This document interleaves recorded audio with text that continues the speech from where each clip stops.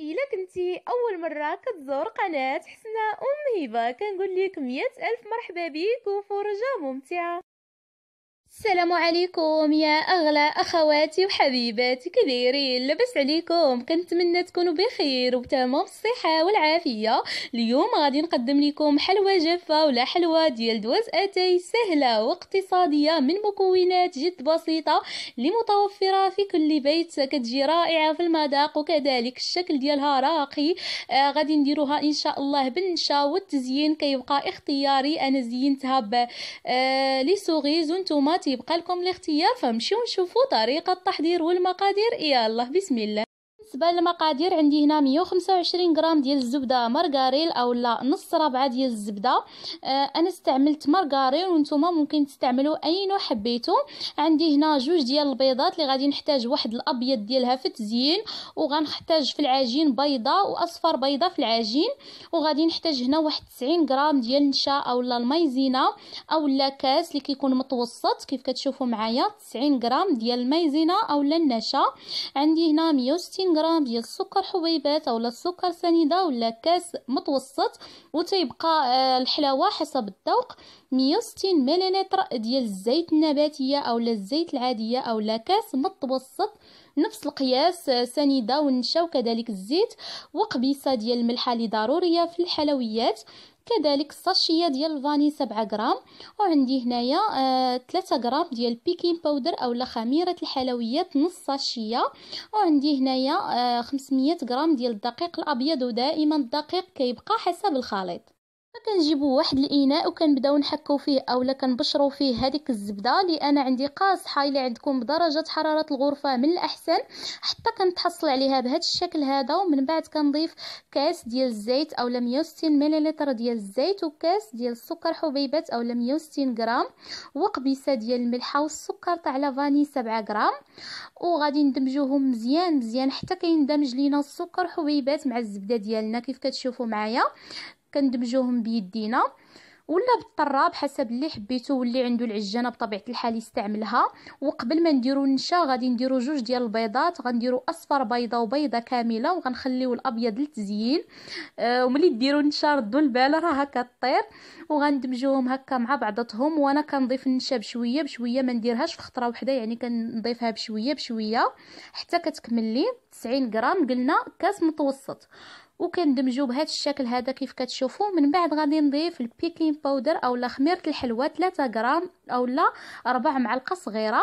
وكنضيف الدقيق حسب الخليط، انا كفاتني 500 غرام، وانتوما تيبقى على حسب النوع ديال الدقيق ديالكم، لان كاين اللي كيشرب وكاين اللي ما كيشربش.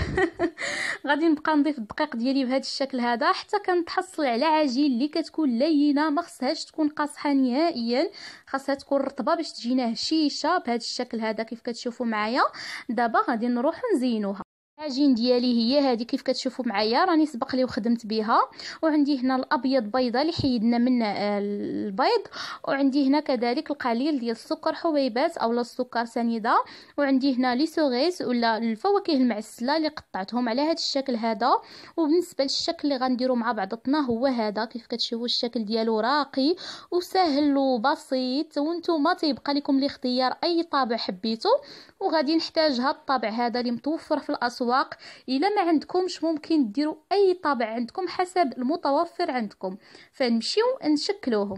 ناخذ كويره من العجين الحجم على حسب اللي حبيتو، كنديروا الراس ديالها فقط في السكر حبيبات او السكر سنيده، وكنطبعها هكا بالطبع ديالي. وكناخذ دوك لي سوغيس وكنديرهم هكا في الابيض ديال البيض، وكنديرها في ديك الثقب اللي كاينه في الوسط، وكيجيني الشكل ديالها رائع. نعاود معكم واحده اخرى. كناخذ العجين حسب الكميه اللي حبيت انا، وكنديرها في السكر حبيبات او السكر سنيده، وكنطبعها بالمرشم.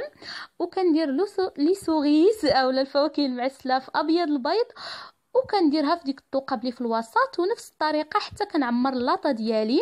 ناخذ كويره ونكورها ونديرها في السكر حبيبات ونطبعها، وندير ليها لي سوغيس هكا في الوسط وصافي. وهذا هو الشكل اللي كنتحصل عليه كيف كتشوفوا. دابا غادي ندخلها للفران، كنشعل عليها من التحت حتى كطيب، ومن بعد كنشعل عليها من الفوق تاخذ اللون، وكيجي هذا هو الشكل النهائي ديالها. كتجي لذيذه بزاف وكتجي مقرمشه على حساب ديك النشا اللي درنا ليها، كتخليها فتيه وهشيشه والمذاق ديالها غزال بطبيعه الحال، وكتجينا حتى الشكل ديالها راقي كيف كتشوفوا من الداخل كذلك تجي هشه بزاف ولذيذه. نتمنى من كل قلبي تجربوها لانها كتستحق التجربه كيف كتشوفوا معايا، لذيذة بزاف. كنقول لكم دائما اختكم حسنة تحبكم في الله حبيباتي. شكرا لتشجيعاتكم، شكرا لكلامكم الاكثر من رائع، لا يخطيكم عليا، ومرحبا بالاخوات جداد. انا فرحانه بكم بزاف بزاف، عائلتنا غاديه وكتكبر، لا يخطيكم عليا، لا يحرم شي واحد. الله يسهل عليكم بكل ما فيه الخير. اللي ما عندهاش الذريه الصالحه يا ربي ترزقها لها وتفرح كل واحد باش ما كيحلم ان شاء الله يا ربي. وما تنسونيش بدعواتكم الجميله وكلامكم الرائع والاشتراك في القناه ديالي الا كنتوا اول مره كتزوروها، وديروا جيم. وكنقول لكم كنحماق عليكم ومح عليكم، والسلام عليكم ورحمه الله تعالى وبركاته.